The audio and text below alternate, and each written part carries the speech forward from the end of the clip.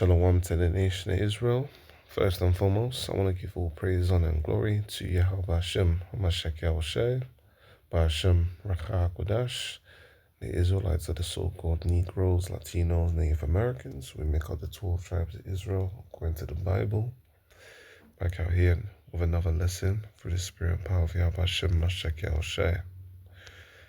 And really, I just wanted to read a couple of verses to go with how soon we're going to be freed from this place, because I know that it does seem a bit frustrating being inside this kingdom, but we also got to understand that soon we're going to be delivered out of this place. Micah chapter 2, reading in verse 10, arise ye and depart. So that means arise. Arise and depart, mean leave the ways of Babylon. For this is not your rest. You see this place that we live in, this kingdom, you gotta pay bills, you gotta apply for stuff using Esau Edom's systematic applications and all these different things that this devil says of. This place is not our rest, right? It says because it is polluted. All right, how is it polluted? You have cakes, toothpastes, foods that you wouldn't even know contain swine. The education system is polluted. The dress code is polluted. Everything that is containing this kingdom is polluted. It shall destroy you, meaning that if you accept the ways of Babylon, if you accept the ways of America, if you accept the ways of the Western world, right, it's going to destroy you, even with a sore destruction. Because that's ultimately what this kingdom stands for. It's going to destroy you, because everything that you see in this world is going to perish. Only the word of Yahweh Hashem Yahushai is going to stand. So those that put their trust in Babylon, put their trust in their enemy, you're going to be confounded, because this is the promise of the wicked. Isaiah chapter 14 verse 16, they that see thee, I am referring to the nations of this world, when they see Esau Edom, shall narrowly look upon thee and consider thee, saying, is this the man that made the earth to tremble, that did shake kingdoms? Because everyone is going to be in shock when this devil gets put down and when he gets put into captivity. That made the world as a wilderness.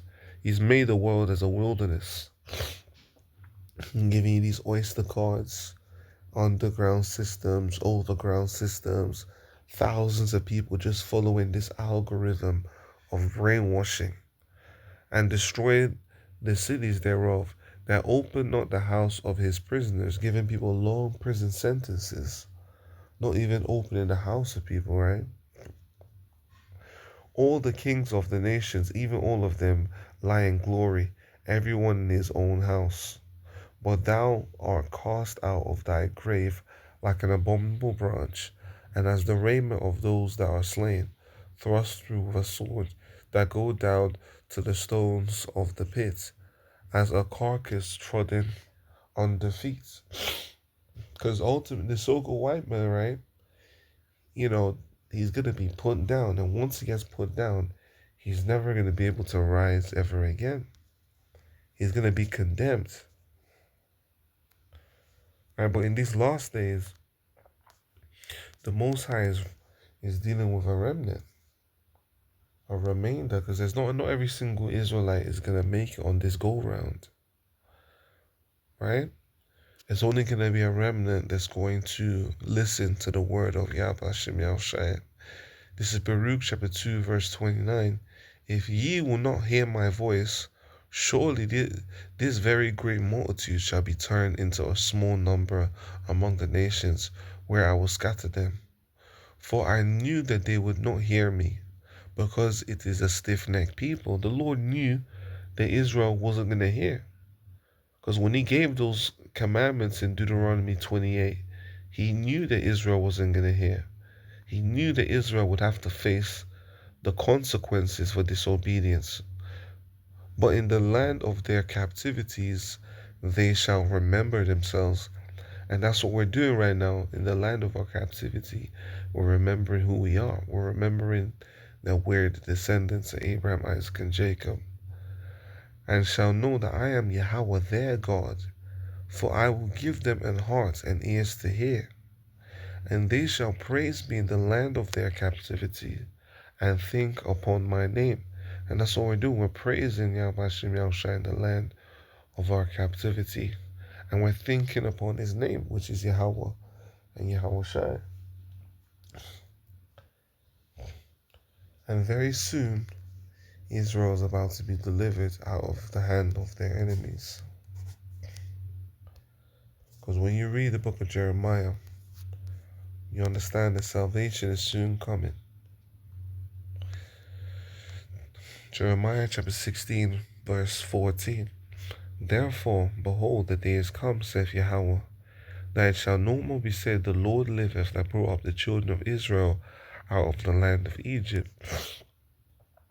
So, as of now, the trending statement was that Yahweh Hashem Yahushai delivered the children of Israel out of the hand of the Egyptians.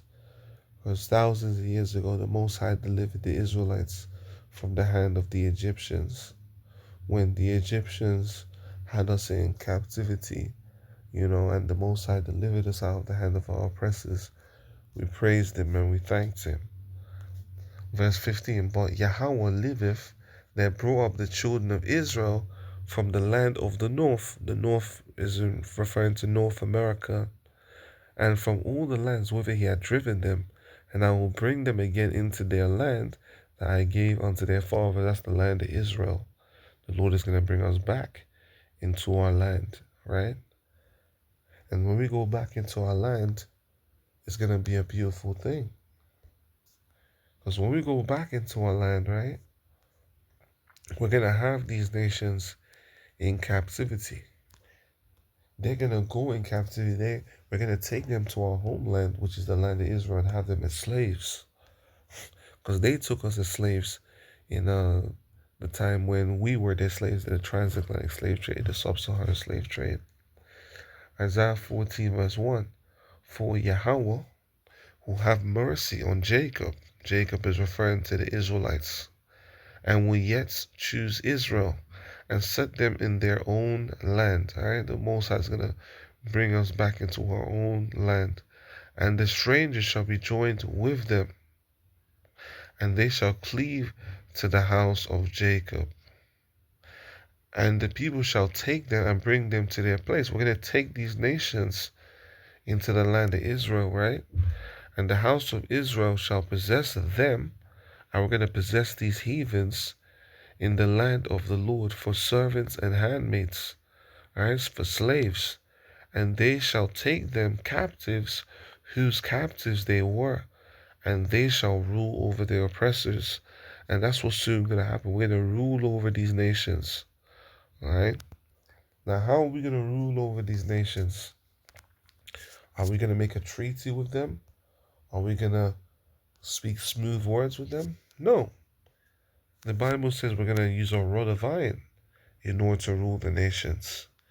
Didn't they use weaponry in order to rule over Israel during the slave trade? So Revelation 2 verse 26, and he that overcometh and keepeth my works unto the end, to him will I give power over the nations, and he shall rule them with a rod of iron. So we're going to rule the nations with a rod of iron. As the vessels of a potter shall they be broken to shivers, even as I received of my Father. So how we're going to rule over these nations is going to be with a rod of iron, right? So these are promises that are written. These are things that are written, man. These nations are going to be ruled with a rod of iron, according to the scriptures. Then you also have Because remember, the salvation that's coming to Israel is going to be by the way of the chariots of Israel. The chariots of Israel is what's going to bring salvation, right? Revelation chapter 11, verse 11. And after 3 days and a half, the Spirit of life from the Most High entered into them, and they stood upon their feet. Right? We're standing upon our feet when we're out there on the highways and byways. We're standing upon our feet. And great fear fell upon them which saw them. And great fear is fallen upon these heathen nations when they see the Israelite man standing upon his feet, spreading this word in righteousness. Verse 12. And they heard a great voice from heaven, saying unto them, Come up hither. And that's eventually going to happen in the day of salvation, in the day of judgment. Right? Yahweh Shai is going to return, and you're going to hear a strong, loud voice say, Come up hither. And those brothers which are part of the elect, it says, and they ascended up to heaven in the clouds. The elect are going to get beamed up. They're going to get taken up. Those members of the elect are going to get taken up. And their enemies beheld them. Our enemies are going to see us get beamed up into the air. They're going to see us get taken up into the air. Verse 13. And the same hour was there a great earthquake, and the 10th part of the city fell. Remember, America has 10 parts.